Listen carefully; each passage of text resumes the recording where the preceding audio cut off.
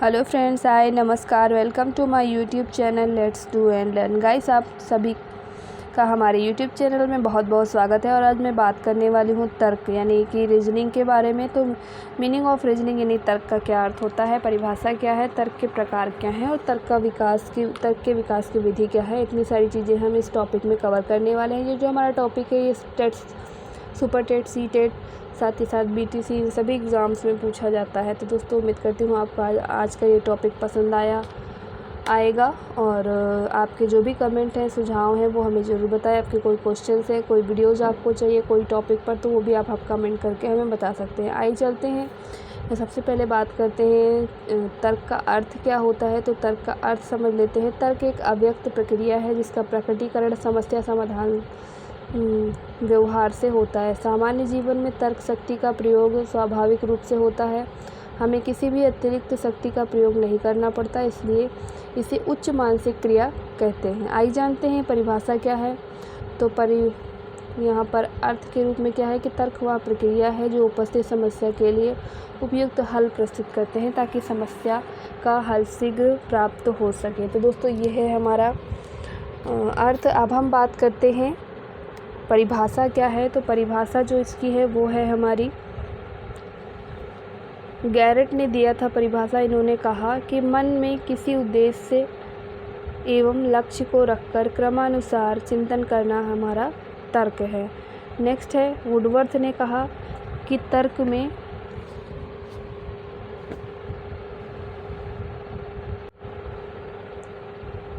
में तथ्यों एवं सिद्धांतों जो स्मृति या वर्तमान निरीक्षण द्वारा होते हैं को परस्पर मिलाया जाता है, फिर उस मिश्रण का परीक्षण में से निष्कर्ष निकाला जाता है। ये तो उनकी परिभाषा हो गई। और इस परिभाषा से स्पष्ट क्या हुआ, आइए देखते हैं। स्पष्ट इससे ये हुआ कि तर्क शक्ति का प्रारंभ लक्ष्य प्राप्ति के लिए होता है। इसका प्रारंभ प्रतिक्रिया की शिथिलता से भी होता है। तर्क में पूर्व ज्ञान, पूर्व अनुभव एवं पूर्व अनुभूतियों का विश्लेषण किया जाता है। समस्या समाधान की नवीन विधियों का जन्म होता है। तर्क में किसी घटना के कारण को यहाँ पर खोजा जाता है। इसमें सीखने की विभिन्न विधियों, प्रयत्न, भूल, सूझबूझ, अनुकरण, साहचर्य, इन सभी विधियों का यहाँ पर प्रयोग किया जाता है। आइए चलते हैं, अब जान लेते हैं तर्क के प्रकार। तो तर्क के दो प्रकार हैं मुख्यतः, आगमन तर्क और निगमन तर्क। आगमन तर्क और निगमन तर्क, ये दो प्रकार हैं यहाँ पर। सबसे पहले जानते हैं आगमन तर्क, जिसे इंडक्टिव रीजनिंग बोलते हैं। और इंडक्टिव रीजनिंग्स में हम सबसे पहले क्या पढ़ेंगे, तो यहाँ पर पढ़ने वाले हैं हम, इस तर्क में व्यक्ति अपने अनुभव या अपने द्वारा संकलित तथ्यों के आधार पर किसी सामान्य नियम या सिद्धांत का निरूपण करते हैं। इनमें वह 3 स्तरों से होकर गुजरते हैं: निरीक्षण, परीक्षण और सामान्यीकरण। जैसे जब माँ घर लौटने पर बच्चों को रोता हुआ पाती है, तब वह उनके रोने के कारण को खोजकर इस निष्कर्ष पर पहुंचती है कि बच्चा भूख के कारण यहाँ पर रो रहा होगा।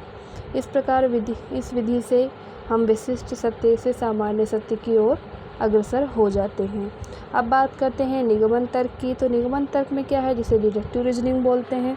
इस तर्क में व्यक्ति दूसरों के अनुभव, विश्वासों या सिद्धांतों का प्रयोग करके सत्य का परीक्षण करता है। जैसे माँ को इस सिद्धांत में विश्वास है कि बच्चे को रोता देखकर तुरंत इस निष्कर्ष पर पहुँच जाती है कि उसे भूख लगी है और इसलिए उसे दूध पिला देती है। इस प्रकार इस विधि में हम एक सामान्य सिद्धांत को स्वीकार करते हैं और उसे नवीन परिस्थितियों में प्रयोग करके सिद्ध करते हैं। वास्तव में ये दोनों तर्क एक दूसरे के विरोधी जान पड़ते हैं, पर वास्तव में ऐसा है नहीं। ये तर्क कही जाने वाली एक ही क्रिया के अंतर्गत 2 प्रतिक्रियाएं हैं। आइए जानते हैं विधियां कौन सी हैं, मेथड कौन सी हैं। तो मेथड को जानने के लिए देखते हैं कि क्या मेथड है। पहला जो हमारा मेथड है रीजनिंग का, वो है रीजनिंग विकास का यानी तर्क के विकास का। तो पहला हमारा है दृढ़ निश्चय यानी फर्म डिटर्मिनेशन।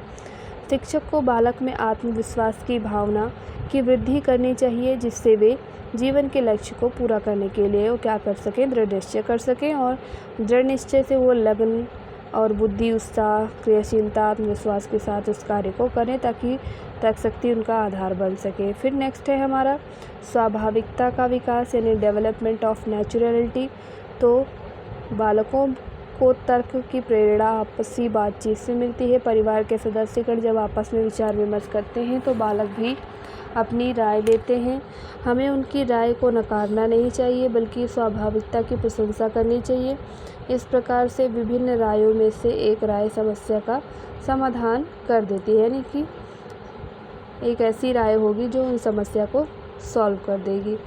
बालकों के मस्तिष्क की उपज होती है, इसलिए विद्वानों ने तर्क प्रक्रिया को बढ़ावा देने के लिए आगमन विधि का यहाँ पर इन्होंने इसको सही माना है। नेक्स्ट है हमारा क्रमागत यानी सिस्टमेटिक नॉलेज। तो बालकों को सदैव व्यवस्थित या क्रमबद्ध तरीके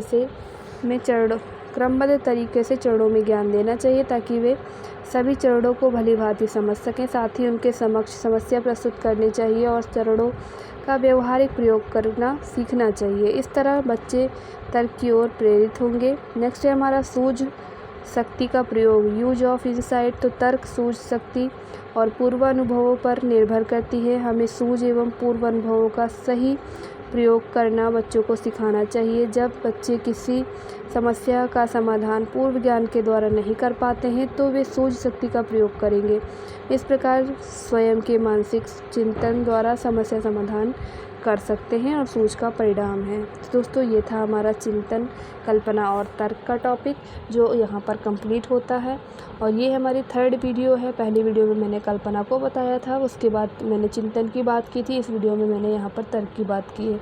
तो दोस्तों ये 3 टॉपिक हैं जो महत्वपूर्ण टॉपिक हैं और ये तीनों ही आज यहाँ पर कंप्लीट होते हैं। उम्मीद करती हूँ आपको ये वीडियो पसंद आ रही होगी, और वीडियो पसंद आ रही हो तो प्लीज़ हमारे यूट्यूब चैनल को सब्सक्राइब ज़रूर करें, बेल आइकॉन भी प्रेस करें, ऑल वाली प्रेस करें ताकि नोटिफिकेशन आपको मिलती रहे। और अपने कमेंट, अपने सुझाव, अपने क्वेश्चंस हमें कमेंट सेक्शन में ज़रूर कमेंट करके बताएं।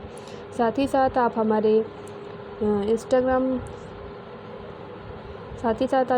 हमारे टेलीग्राम चैनल से भी जुड़ सकते हैं और इन वीडियोज़ की PDF को आप वहाँ पर पा सकते हैं। तो दोस्तों आने वाली जो अगली वीडियो होगी हमारी, उसमें हम बात करेंगे बाल विकास के आधार और उनको प्रभावित करने वाले जो कारक हैं उनके बारे में। ये भी बहुत महत्वपूर्ण टॉपिक है क्योंकि इससे भी बहुत सारे प्रश्न क्या है हर साल एग्ज़ाम में आते हैं, चाहे वो कॉम्पिटिटिव एग्ज़ाम्स हो, रिटन एग्ज़ाम्स हो या फिर जो हमारे DLED BEd और इन सभी एग्ज़ाम्स के बारे में हो। तो दोस्तों इन सभी एग्ज़ाम्स में इस टॉपिक से भी प्रश्न आते ही आते हैं। तो दोस्तों इस वीडियो को देखने के लिए आपको हमारे YouTube चैनल को सब्सक्राइब करना होगा। Thank you for watching. Have a nice day. Keep it up.